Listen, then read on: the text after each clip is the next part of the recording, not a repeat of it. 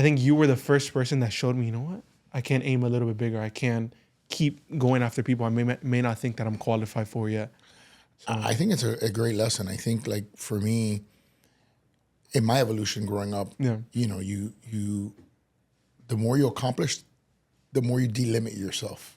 You take out the limitations, right? Like, you think, like, that thinking of, oh, maybe I'm not good enough, maybe I'm not, you know what I mean, big enough or ready or whatever. You little by little, you chip away at all that, and then you realize, wait a second, how many times have I done things that I didn't think that I could do, and now all of a sudden, you know what I mean? Like, it's just such an incredible thing. did you ever feel like that before you became mayor? That, man, maybe I'm not ready for this.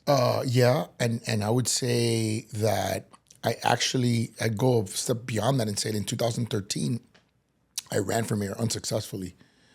And, as I reflect on that time, I think there were parts of me that were ready and parts of me that weren't ready, like, admittedly. I think that intellectually I was ready. I'm not sure maturity-wise I was ready. I was 34 at the time. I had been a councilman for 4 years. For 2 years, I think. Yeah, because I started in 09, so for 4 years. So I was 36, 35, 36 at the time. Yeah, well, Steve Jobs just said, you can only connect the dots looking backwards. So I think, not looking backwards, it was a good decision that I think most people would have said, well, I lost my race. Maybe this is my sign from God that maybe I shouldn't.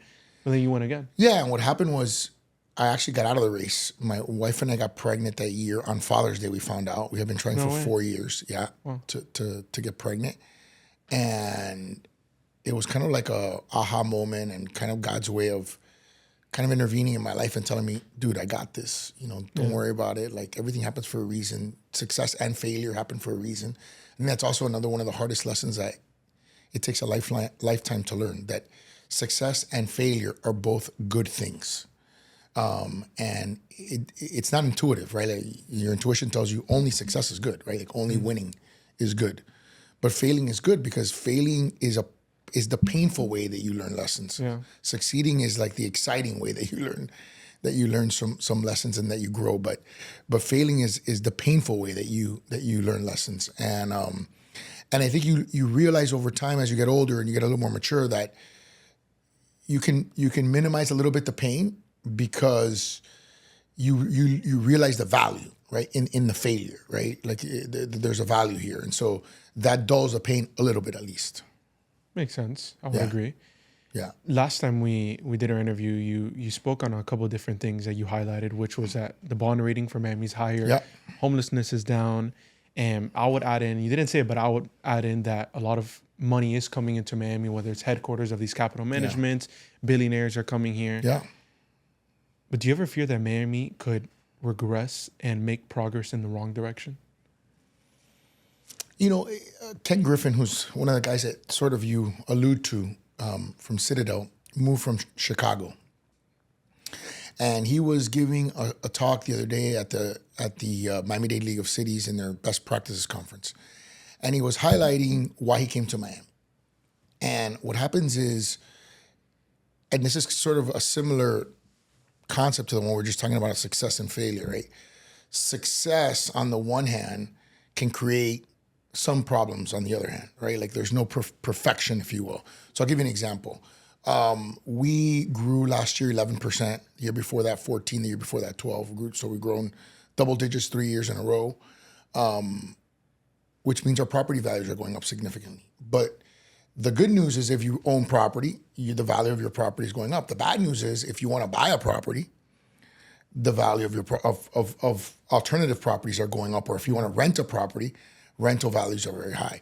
So the point he was making is that there are two different kinds of problems. There are the problems that come out of success and the problems that come out of failure, right? And we have the problems of success, right? We have things that happen because you're extremely successful. And he was saying, and I kind of agree with him, that it's better to have the problems that come from success than the problems that come from cities like the one he left in Chicago, where there's high murder, where there's people leaving the city in droves because they don't feel safe. And so, property values are lower, are going down. And so it's theoretically becoming more affordable, Yeah. but for the wrong reasons, right? So it's just really, really hard. And I think what happens is when you try to get it all, like, oh, we can have it all. We can be successful, we can grow by double digits, and then, but at the same time we can be affordable. It's really, really hard. I think you can make efforts to do that, and you should, and cities obviously should, and we have a role to play in that. And I'm going to be doing my State of the City now in the next couple of weeks, and I'm going to be highlighting how many affordable housing units we built last year and how we continue to progress on that. But it's not a command economy. Command economy is a communist economy where everything is commanded by the government, where the government says, hey, we're going to, build this many units and they're going to be priced at this level. And when you try to get into that kind of command economy, which makes you feel good sometimes in the short run because you're like, oh, prices are up, no problem. We'll just put a cap on prices. Mm-hmm. Well, that creates other problems, right? Where you can't get banks to lend money. You can't recapitalize properties. So properties that are 40, 50, 60 years old, you can't refurbish them to keep them in the housing stock. So your housing stock goes down, and guess what ends up happening? Prices go back up, or by more potentially. Yeah. So sometimes the solution, which seems like an easy thing to do, ultimately that's government based, ultimately brings more problems down the line. Interesting point to sit and think on, and for the audience to think on. Yeah. Failure that comes from success. But it makes sense. Like I see where you're going the success brings some difficulties, challenges, right? Like unless you can achieve perfection, which is nearly impossible, you're always going to be, your success is going to be creating issues that you're going to have to deal with. Yeah, because we had an interview with Mayor Bovo 3 weeks ago, maybe 2 weeks ago, and we were talking about that, like the other, he called it failing cities and failed cities. Yeah. New York, Chicago, this can go on. But the reason why I had asked you that is because your second term for mayor is coming up, and I wanted to ask No, my second term is almost up. That's what I'm saying. Yes. What are you and your team doing to make sure that the next sitting mayor is continuing that progression? We live in a democracy. People get to choose who their leaders are. Yeah. It's still very early, even though we're in the year of the election. Yeah. There isn't a defined set of candidates that have put themselves out there for mayor. And so it's hard for me to answer that question when I don't even know who the set of candidates are. Having said that, what would I like to see? I would like to see a mayor who can keep the economy growing, can continue to work on affordable housing and obviously on homelessness, which are two major quality of life issues, that can make some progress on transportation. These are all very long range things, because the obvious question is, well, what are you doing about it, like in the next year? And the answer is, I'm doing a lot. I try to do as much as I can about it, but like transportation is a long-term fix. And then there are a couple of cultural facilities and facilities that we would like to at least get kickstarted this year if we can, like the Marine Stadium, Gusman, and hopefully this one is not in our wheelhouse, but I'd love to see the Playhouse, which is controlled by Miami-Dade County, get going. And then our police station has to be rebuilt. So that's the last thing I would say. If we can do our police station, if we can do our Alapata a GSA station into a big affordable housing project, there's a couple things that are like half a dozen things that we can do that I think will continue to advance the ball for the city. Is there anything when you had first started your first term 8 years ago that you went into it with the belief that, this is what I'm gonna do, I can change it, and then you accepted the harsh truth that you're like, maybe I can't do this thing, or maybe I can't change? Yeah. Well, I think there's some things that are harder because they require, it's not just fully from the city. I'll give you an example, and I just mentioned it, but I'll re-mention it and get more specific. The Miami Marine Stadium. So the Miami Marine Stadium is an iconic venue between Miami and Key Biscayne, right on the causeway. Right now we do some concerts there. We spent a good amount of money on the infrastructure so that we can have an event venue. And we've done things like the boat show, which is a $1 million weekend event with about 3 to 4 months of load-in. So we've done that. It's about 600,000 square foot, almost like invented convention space that we've made there for the boat show for many years. But this is like a stadium, and it's a stadium on the water. And we've tried over the years to see if people are interested in managing it, because it's not what the city does. We don't manage assets. We don't manage concert venues. We don't book artists. It's not what we do. There are companies that are specifically designed to do that. But it requires a capital influx, right? This is a building that has been not functioning for 40 years almost, right? Or 30 years. And so it's going to require tens of millions of dollars just to restore it and put it in a place where it can be functioning. So we just, sometimes there's a concept, right? Like the concept is, let's get this thing fixed and let's get it productive on our books. And the appetite just isn't there. Or somebody comes in and says, hey, we'll do this, but you got to give me $150 million, something that's not tenable. It's not something that we're likely to do. So when a project requires collaboration that's outside of your own purview, it's a lot harder to do. So I think those are the kinds of situations where sometimes your vision and your desire doesn't meet the collaboration that you need to make it happen. Which is going back to what you said, that you don't want the government to solve all the problems, because then that's... Yeah, and sometimes it's like a problem that requires multiple governments, right? Yeah. So you have, particularly like transportation is a good one, where you think about building mass transit. That's something that oftentimes gets done at the city, state, and federal level working together, because the amounts of money involved are so massive that you need those big budgets, right? In the case of the federal government, $1 trillion budgets. In the case of the state government, over $100 billion budget. And in the case of the county, you're talking about a $10 billion budget plus. You're talking about, massive amounts of money to get things done. So there needs to be a lot of collaboration and cooperation and coming together to make that happen. Yeah.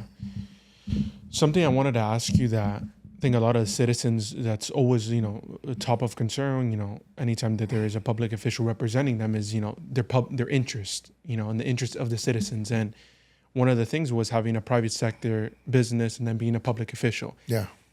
You yourself have a private business. I don't believe it's inherently bad to have a private business and be a public official. Yeah. I just think it requires even more accountability. Yeah. What do you think that more accountability looks like for public officials? Well, I think, look, the majority of mayors in our community, including Mayor Bovo, actually Mayor Bovo might be an exception. Most of the mayors and most of the public officials in our community have jobs, like regular jobs, work in the private sector.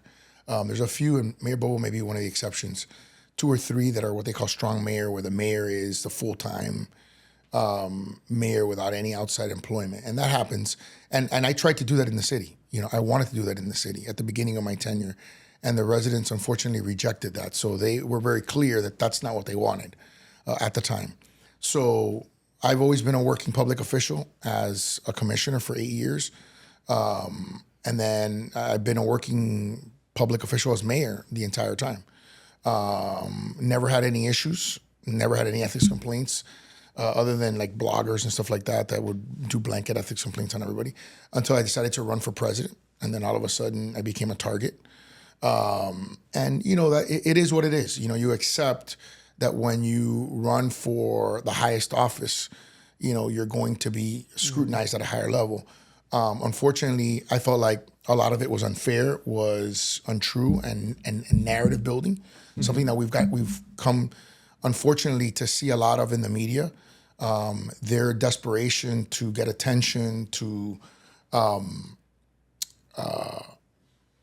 generate clicks is so, they have so much competition, particularly from bloggers and stuff like that, that they went from, reporting the facts and being fair and balanced to being narrative builders. And when you do some due diligence on some of the reporters that report on you, and you realize, for example, that they started socialist organizations in college, that they wrote for socialist publications, you realize that, maybe it's personal. Maybe these people want to build a narrative on somebody who just doesn't think the way they do, doesn't act the way they do, didn't come from the same place that they did. You rarely see reporters that are actually born in this community, raised in this community like I was, which is unfortunate, and that should be better. Mm-hmm. But in terms of public officials, I think, we have to hold ourselves to the highest standards of ethics and accountability. And certainly, I've always felt that I hold myself to that standard. I came from a family of a public official who worked as a public official as well as mayor, and he held himself to a very high standard of ethics, which was my father. And we care about our reputation in the community because we live here and we were born here, and I plan to stay here for the rest of my life. So my reputation matters to me, and it matters to me because I serve faithfully and ethically, and I want my residents to know that. And just recently, I'll give you an example. The commission passed a pension which would have given me payments that totaled $6 million over my lifetime. One of the commissioners then said that he was going to reverse it. And it became clear in the time period between when they passed it and when they were going to reverse it, that the only person that I could have guaranteed those pension payments for was me. And I got that advice from the city attorney. And instead of accept those payments, which would have, provided my family with a huge economic benefit for the rest of my life until I died, I vetoed it. And it cost me $6 million in my family. And it's fine. I mean, I was proud of that. I wanted to send a message to my residents so that they knew that after 16 years of serving their community, it never has been, never will be about the money for me or about enriching myself at their expense. And, I actually thought it was beautiful that God gave me an opportunity to demonstrate that at a cost of millions of dollars, so that my residents know that there's no $100,000 job or anything that's going to, if I give $6 million, I'm not going to be influenced by a $100,000 job to do something that's wrong or unethical, that's going to be counter to what my residents' best interests are. Yes. The last time I believe you were asked this was a year and a half ago. Do you have any plans to run for mayor or for governor? Sorry. Do I have any plans right now? No, I don't have any plans to run for governor. Have I considered it? Is it something that I would consider? Because most people outside in see it as like, okay, well, that's a ladder. Yeah. Look, I mean, would I consider it? Have I considered it? The answer is yes, of course. I think one of the things that I've learned about myself in this job is that I'm an ecosystem builder. I love building some people love building companies, right? Companies that change the world. They change the world by creating a product or creating a solution. In my case, I love building ecosystems. I love all of the data points that go into an ecosystem, all of the stories, all of the people. I'm a people person. I love to be with people. I love to be around people.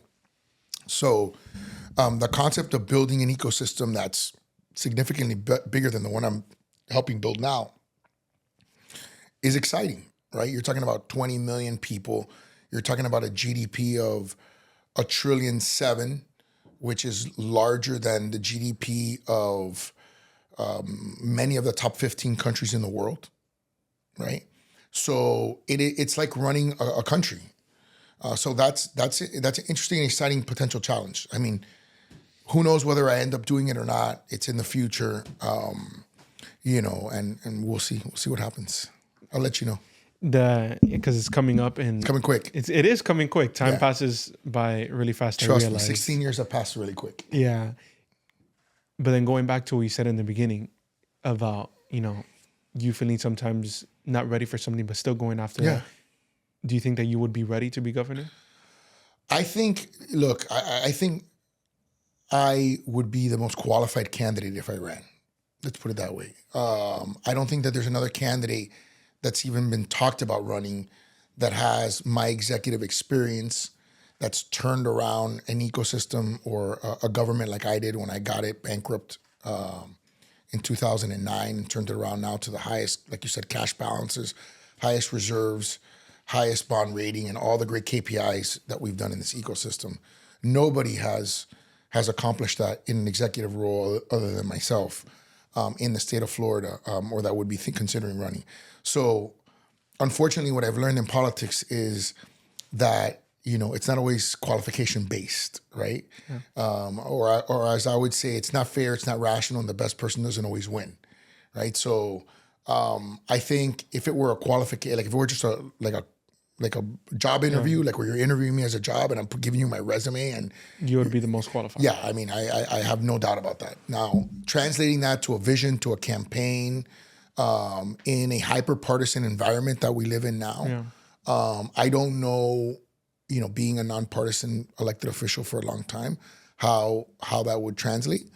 But that would be part of my analysis in deciding whether I run or not.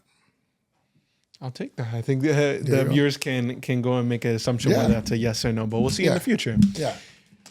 I know your time is limited, and like I said, I appreciate this because I think it just... I was telling you, I don't know if it was on or off the air, that this is, I think, the first time I've ever done someone's podcast twice, so that's cool. I think that's a testament to the American dream, that if you just keep working hard, a lot has changed. Testament to you. Well, yeah, I appreciate that. A lot has changed. I remember it was me that came in here with my one bag and my 2 cameras, set up by myself. Now we have a team. We have... I love it. A lot of good things going on, but listen, it's a, the other thing I want to say, I'm glad you brought it up, is, and I think you would attest to this, life is a grind. There's a saying in the churches in Miami, and I'm sure it is in other cities across America. They see the glory, but they don't know the real story. They see you on camera.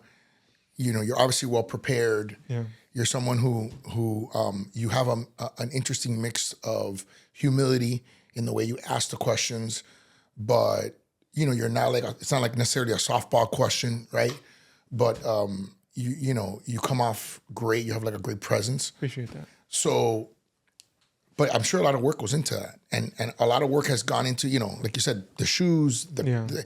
A lot of thought goes into it, and I think people they may see your podcast and not understand that what you just described, from going from 2 cameras and to what you have here, which is, I'm looking at it. They can't see it, but I can see it now.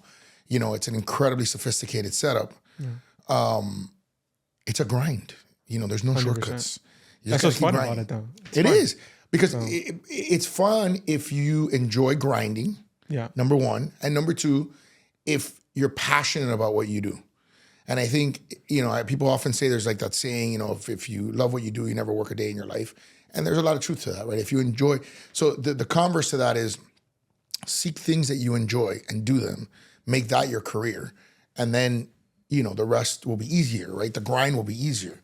The sacrifices will be easier. But make no mistake that that grind and that sacrifice is going to be there. Otherwise, how do you distance yourself from everybody else? I was yesterday, I was talking with my girlfriend about it. I was like, I just thought about it. Like, I really sat down and thought about it as we're doing our second interview. And now things are really starting to pick up a lot. I was like, it's meant to be like that. If it was any other way, if it was easier, then it wouldn't be worthwhile. No. It's the path of most resistance that filters out the people that are not most qualified, the people that aren't meant to have it. So that when you do have it, it's like, oh no, it's not by luck, it's by work. By grind, yeah. But I want to ask, and I want to end off the interview on this. After you are done being mayor of Miami, what do you want to be remembered for? I want to be remembered as a mayor who worked hard, cared deeply, made a difference. I want people to say, man, the city really changed under his leadership. It went from what it was to what it is. And I think a lot of people acknowledge a lot of what's happened during my time. I certainly don't try to take all the credit for it. It's more like being a captain of a ship. Yes. You have a lot of people working to help keep the ship moving, going in the right direction. There are things that sometimes benefit you, like tailwind, right? Or the direction of the seas if you're a captain, right? Depending on where the tides are and where the current is. And I think I've certainly benefited from those things, and I've tried to be conscientious about benefiting from those things. But I think, I want people to remember me as somebody who ran through the tape. You know what I mean? When, they ran hard, played hard, and and someone who cared about everybody. That when they saw me in the streets, I always gave them a big smile, a big hug, a handshake. I was friendly. Those are the things that you want to be remembered for. You part of the reason why I ran for office is because throughout my life growing up, people would often stop me and say, "Your father's a great man. He helped me get in my first job, or he helped me get into university, or he helped me with this, or he helped me with that." And I realized very young in life that, and I think it was like a subconscious, it like planted itself subconsciously in me, because I never really particularly loved politics growing up. I think what it put it in my mind was there's something that's more valuable than money. And what's more valuable than money is an impact. When you impact somebody's life, when you help somebody, right? That they'll remember that far longer than, some financial transaction, right? And I think that's the kind of legacy that you hope to live. You hope your son grows up in a city where people come up to him and say, "Hey, man, your dad, man, what he did for us, was incredible. He changed my life. I never thought I would get a job at a place like such and such a place. But they came and they told us when they started it was because of this mayor, whatever." That's the kind of stuff that you hope you get remembered for. I like that. Well, again, thank you. Thanks, I hope man. This isn't our last one. Maybe we can do a third one when you run for governor. Listen, you never know. Maybe. You never know. But I appreciate it, guys. I'm going to put all the links in the description for anything that you guys want to promote, anything that you guys have going on in the city. Thank you. Like I said, thank you again, and I look forward to the next one. Keep grinding, man. Keep 100%. doing well. And we can do one more. Maybe the first triple. First or third. The first triple. And I'll see you guys on the next one. Thanks.